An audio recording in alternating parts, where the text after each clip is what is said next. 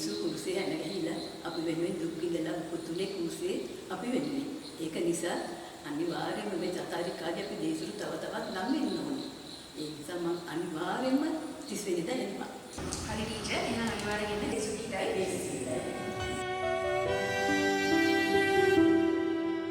ඔයාලත් කැමතිද සැබෑ මනස්ථාපනයකින් වෙනස් අත්දැකීමකින් මේ චතාරික කාලේ ජේසු වෙතට නම් වෙන්න? මොකක්ද වෙනස් අත්දැකීම? ඒ ගැන තමයි අපි කියන්න හදන්නේ. රන්පුගණකම කන්නමයි රාජේශ්වරීගේ දේවස්ථානයේ තනි සමිතිය අපි ලෑස්ති වෙලා ඉන්නවා. ආසු ගීතමය භාවනාවකින් ජේසු වෙතට ඔයාලව ලං කරන්න. එහෙනම් මාර්තු 30 වෙනිදා හවස 6:30 වෙද්දී අපේ පල්ලියට එන්න. සිත හැරියෝ වෙනතුරා ජේසු බලාගෙන ඉන්න.